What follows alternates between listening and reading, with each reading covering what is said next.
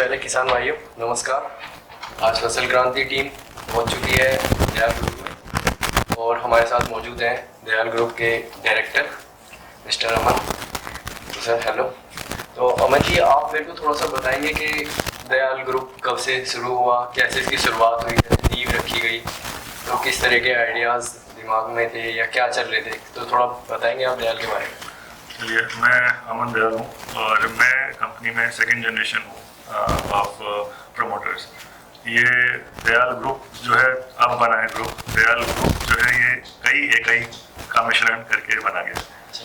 ये मेरे पिताजी ने, श्री अभय कुमार जी ने इसको 1979 में स्थापित किया था। लेकिन कैसे स्थापित हुआ वो भी, जिसे अंग्रेजी में वर्ड होता है सेरेंडिपिटी, हिंदी में उसका बेस्ट ट्रांसलेशन है तुक्का जी।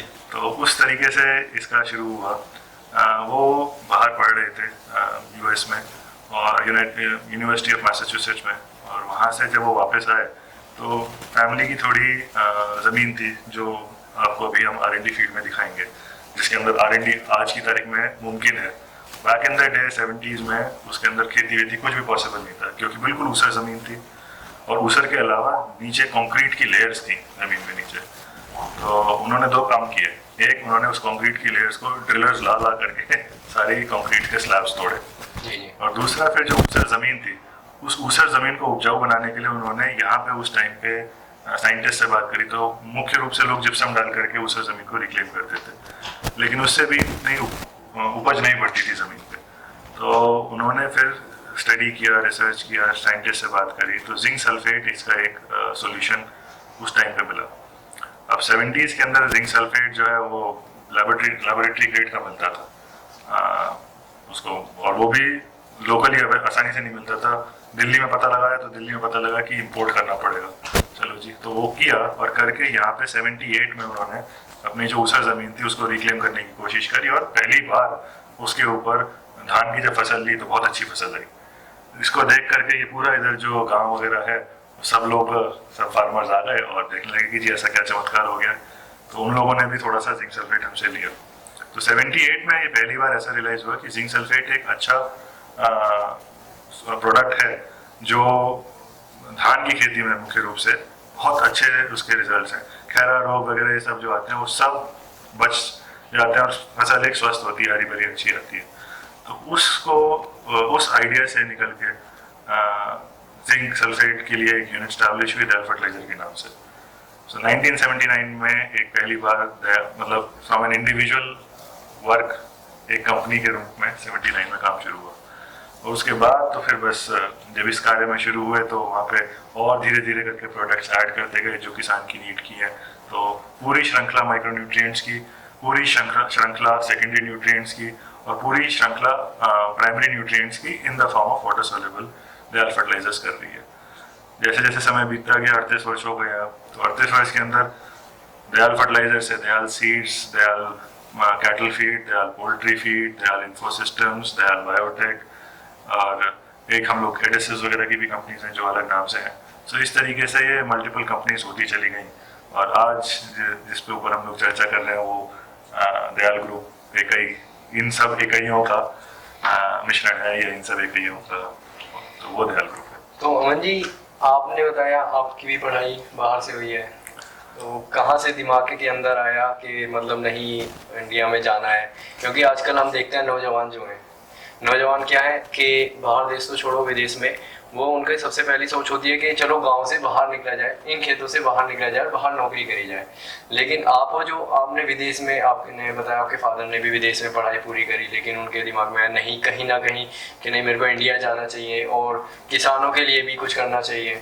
तो वो वापस इंडिया में आए, वापस अपने गांव में, यहाँ से उन्होंने काम स्टार्ट किया। वही आपके माइंड में चला कि नहीं, और आप तो न्यू जनरेशन है, न्यू जनरेशन का सबसे पहले ये होता है कि नहीं यार बाहर जाना, बाहर में भी फिर विदेश जा रहे हैं, तो इतना बड़ा रिस्क नहीं यार, विदेश नहीं, अपने इंडिया चलना है।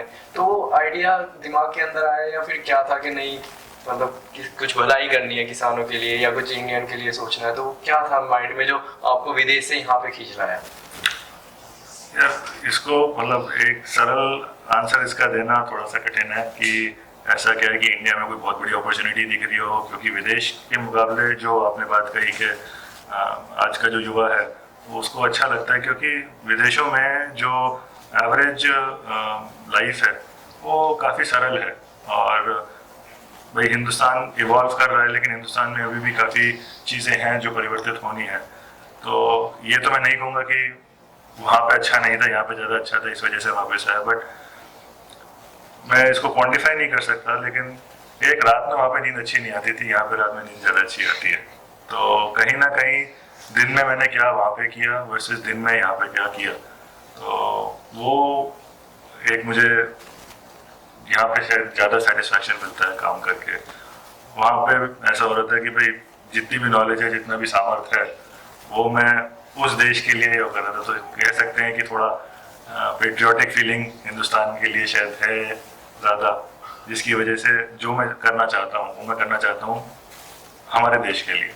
और यही सोच जो है मेरे ख्याल से दयाल ग्रुप की भी है, जो बचपन से मेरे अंदर डाली गई है और उसी के अंदर पला बड़ा हूँ। तो शायद इसी वजह से मुझे लगता है कि ये कुछ नया करना है, कुछ अच्छा करना है।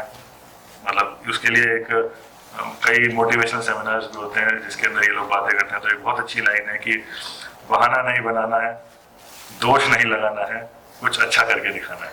जी, वो सोच है बस जी। और दोस्तों मैं थोड़ा एक और बताना चाहूँगा कि जो दयाल ग्रुप है, इन्होंने कभी क्वालिटी के साथ कोई कॉम्प्रोमाइज़ नहीं किया है।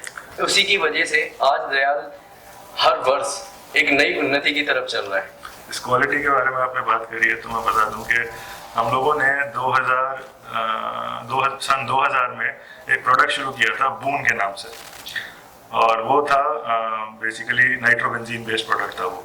उस टाइम पे हमें पता नहीं था कि नाइट्रोबेंजीन जो है वो कैंसरस होती है जी। जैसे ही हमें 2002 में पता लगा, हमारी इसकी सेल्स काफ़ी अच्छी थी। एमडी का डिसीजन था उसी दिन, प्रोडक्ट स्टॉप। हमारे स्टॉक रखे के रखे रह गए as it is, product stop. तो नॉट जस्ट क्वालिटी, बट वही वाली बात है ना कि अच्छी चीज़ नहीं है और अगर वो प्रॉब्लम है तो उस प्रोडक्ट को हम करेंगे। मतलब स्वास्थ्य के साथ कोई खिलवाड़ नहीं, स्वास्थ्य के साथ, क्वालिटी के साथ कोई कॉम्प्रोमाइज नहीं। लाइफ क्या है? लाइफ है अच्छा कुछ विचार सादा जीवन। तो जब तक सिद्धांत आपके ठीक है तब तक दुनिया में कुछ भी आ जाए कुछ नहीं हो सकता। अगर सुनामी आ गई तो यार सिद्धांत सब चले गए, लेकिन सिद्धांत is the most important thing. कंपनियां तो आती जाती रहती हैं। अभी 2 दिन पहले ही हम लोगों ने अपनी जो भिंडी क्रॉप के अंदर सिलेक्शन किया था, तो काफ़ी इंटरेस्टिंग रिजल्ट्स हैं हम लोगों ने। मैं मार्केट के जो लीडिंग वेराइटीज़, उनका नाम नहीं लूँगा, लेकिन मार्केट लीडिंग वेराइटीज़ भी यहाँ पे लगी हुई हैं और उनके अगेंस्ट हम लोगों ने अपनी वेराइटीज़ कंपेयर करी हैं एंड एक्सीलेंट रिजल्ट्स हैं। So I think by next year हम लोगों के पास एक इसके अंदर बहुत स्ट्रॉन्ग क्रॉप्स निकल के आएंगी। आगे आपको दिखाऊँ मैं तो हम लोग काफ़ी सशक्त रूप से R&D कर रहे हैं। हमारे साथ हमारे लीड R&D डॉक्टर धामा है। डॉक्टर धामा पूरा इनका संरक्षण करते हैं और सारी चीज़ों के ऊपर करते हैं। तो मेरा ये डिस्कशन हो जाए, उसके बाद आप डॉक्टर धामा के साथ भी अगर आपको R&D से रिलेटेड कुछ डिस्कशन करना है तो आप कर सकते हैं। सर मैं देख रहा हूँ यहाँ बोतल बहुत अच्छी फसल दिखाई दे रहे हैं, इसका क्या रिस्पॉन्स मार्केट में थोड़ा सा बताएंगे? ये पोर्टल गार्ड हम लोग लगभग 2012 से कर रहे हैं और शुरू में जैसे सभी लोग शुरू करते हैं तो ट्रेडिंग से शुरू करते हैं। खुद रिसर्च नहीं किया था। उसके बाद जब हमने ट्रेडिंग करके मार्केट में रिस्पांस देखा और हमने देखा कि हमारा जो किसान है वो इतनी महंगी बॉटल गोल्ड प्रोडक्ट खरीद रहा है, क्योंकि हम लोग भी उसको सस्ते से नहीं खरीद पा रहे थे। हमने कहा अपनी थोड़ी सी रिसर्च करके और अपनी इंडिजिनस वैरायटीज इतनी अच्छी हैं वो बना। जैसे यहाँ पे आप देख रहे हैं, ये अभी जो है एक्चुअली एंड प्रोडक्ट नहीं है, ये बीच की पेरेंटल लाइन के वो है। ये पेरेंटल लाइन आप देखिए कि पेरेंटल लाइन हम लोगों ने क्लीन रूप से बनानी शुरू कर रहे हैं।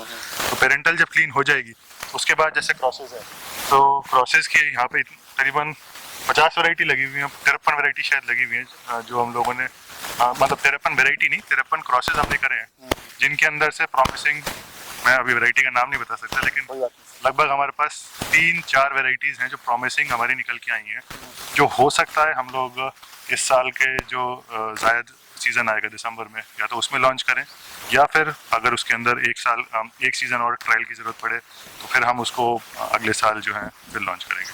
लेकिन बहुत प्रॉमिसिंग रिजल्ट्स हैं और मेरे को तो मज़ा इसका आता है कि भाई इंडिजिनस वैरायटी अपना है और जैसे स्वदेशी का हिंदुस्तान में होना चाहिए वैसे भी है। तो उस तरीके से हम लोग का बॉटल गोल्ड के ऊपर काम चल रहा चलिए ठीक है सर, इसके अलावा मैं कुछ और क्रॉप देख रहा हूँ आपकी R&D में, मैं हमारे कुछ वहाँ और पे जानना चाहूँगा। है। ये हमारे यहाँ पे स्पॉन्ज गार्ड जी। है, जिसे यहाँ पे चिकनी तुरई के नाम से भी फेमस है, और ईस्ट यूपी में अलग नाम है, डिफरेंट नाम है, लेकिन यूपी में से सर नेनुआ के नाम से निनुआ के नाम पे वहाँ पे कई चीज, ये निनुआ के नाम पे वहाँ पे कई बार कद्दू भी निकाल लेते हैं, कुछ भी निकाल लेते हैं, तो कंफ्यूजन हो जाता है। जी। तो एक स्टैंडर्ड नाम ले लेते हैं, स्पॉन्ज गार्ड है, अंग्रेजी का नाम है, वो चलता है। तो ये स्पॉन्ज गार्ड की ब्रीडिंग का प्रोग्राम आप देख रहे हैं यहाँ पे। इसके अंदर देखिए, जैसे ये मार्केटेबल वेराइटीज के है, ये 1-2 दिन के बाद अगर आप इसको तोड़ेंगे तो ये, और ये मैंने कल रात में ही हम लोग जो है इसको बना के खाया, तो ये चिकनी तुरई खाते हैं तो उसके अंदर के दाने ना मुंह में आते हैं, वो अजीब से होते हैं। तो वो एक इम्पॉर्टेंट पार्ट है कि इसकी मैच्योरिटी आपको सही टाइम पे अगर आपने इंश्योर कर लिए तो पिकिंग एक तो, और वो वैरायटी का, क्योंकि कई लोग मार्केट में बेचते हैं कि हाँ भाई निनुआ है 50 दिन में हो जाएगी, 100 दिन में हो जाएगी, 70 दिन में हो जाएगी, आइडिया नहीं होता। तो वो एक बहुत इंपॉर्टेंट पार्ट है। कोई वैल्यूएबल प्रोडक्ट भी तो मार्केट में है, ऐसी सब्जी क्या जो चिकनी के नाम की इसराइल जब मैं गया था तो इसराइल में वहाँ पे मैंने खाया ये आपका क्या कहते हैं, खरबूजा। अब उसको वो शुगर फ्री खरबूजा कहते हैं, क्या कहते हैं, वो खरबूजा खाने के बाद मतलब ऐसा लगा कि यार पता नहीं क्या खा लिया। सेब का सा टेस्ट था और बिल्कुल मीठा नहीं था, कुछ नहीं था। तो उन्होंने जो ब्रीडिंग करी हुई थी वहाँ पर उसके साथ उसका टेस्ट हो, लेकिन इसी तरीके से हमारे जो इंडिजिनस टेस्ट है वो धीरे धीरे गायब होते जा रहे हैं मार्केट से, क्योंकि बहुत सारा इम्पोर्ट हम लोग चाइना से करते हैं, थाईलैंड से इम्पोर्ट कर रहे हैं। तो ये सारे इम्पोर्ट की बजाय इम्पोर्ट करने में कोई दिक्कत नहीं है, लेकिन वो होना एक सूझबूझ के साथ अगर किया जाए और लॉन्च करते हैं तो बस प्रॉफिट के लिए कर लेते हैं, तो उसमें थोड़ा सा दयाल का नज़रिया फ़र्क है, दयाल का काम करने का तरीका भी फ़र्क है। तो अमन जी, चलते चलते एक और आपसे किसानों के लिए कोई संदेश चलते चलते? किसानों के लिए तो काफ़ी संदेश ऑलरेडी जा चुके हैं। हम लोगों ने अभी पीछे एक ऑल इंडिया रेडियो पे एक सब्जी पाठशाला के नाम से एक पूरी सीरीज हुई थी, लगभग 3 से 4 महीने की हुई थी। तो उसमें Dayal was the prime sponsor.